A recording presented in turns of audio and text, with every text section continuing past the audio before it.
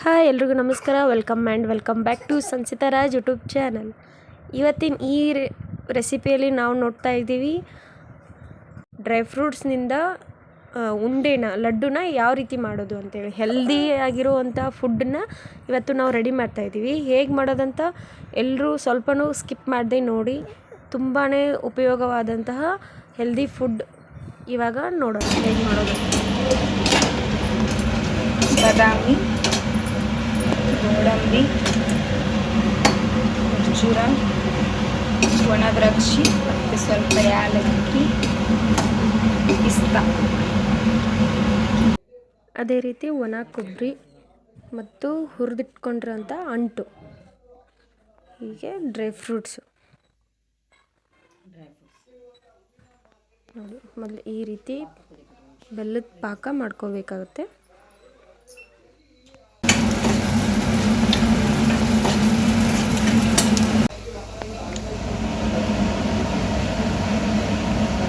ಒಂದೆರಡು ಪಾಕ ಮಾಡ್ಬೋದು.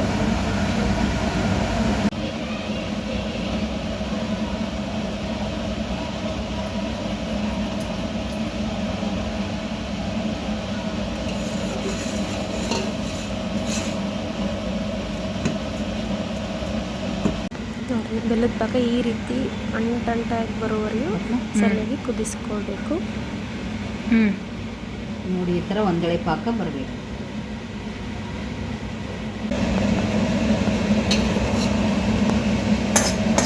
ತುಪ್ಪವನ್ನು ಹಾಕಬೇಕು.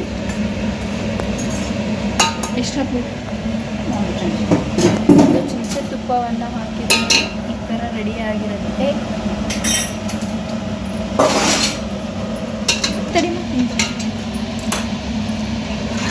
ಕೆಳಗೆ ಇಟ್ಕೊ, ಇಲ್ಲ ಚಂದ ಅಂಟು ಹಾಕುವುದು.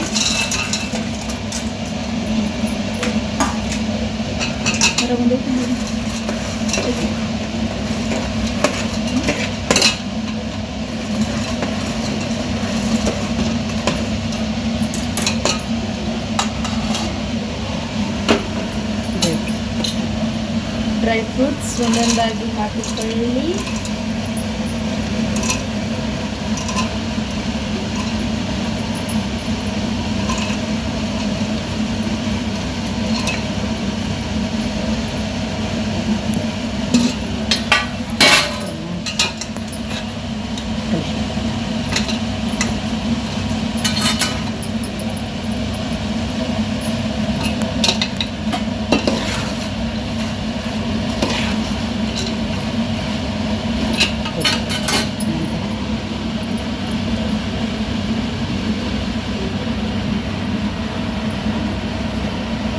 ಕೊಬ್ಬರಿಯನ್ನು ಸುರಿದು ಒಣಗಿಸಿಕೊಳ್ಳಬೇಕು ಬಿಸಿಲಿಗೆ.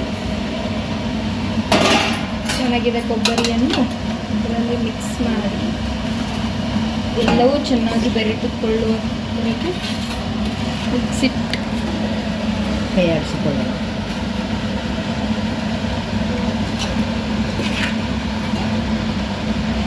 ಅಷ್ಟಕ್ಕಳ ಎಷ್ಟಾದ್ರೂ ಒಂದು 20-30 ಉಂಡೆ ಆಗ್ತವೆ ಇರುತ್ತೆ.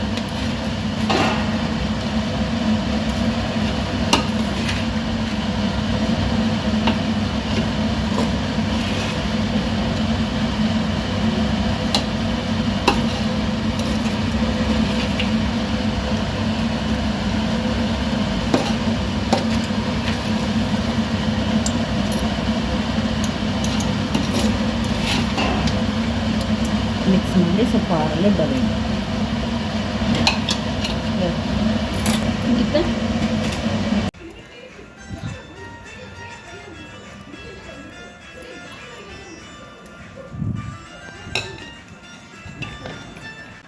ಇವಾಗ ರುಚಿಕರವಾದ ತುಂಬಾ ಹೆಲ್ದಿಯಾಗಿರುವಂತಹ ಡ್ರೈ ಫ್ರೂಟ್ಸ್ ಲಡ್ಡು ಸವಿಯಲು ಸಿದ್ಧವಾಗಿದೆ.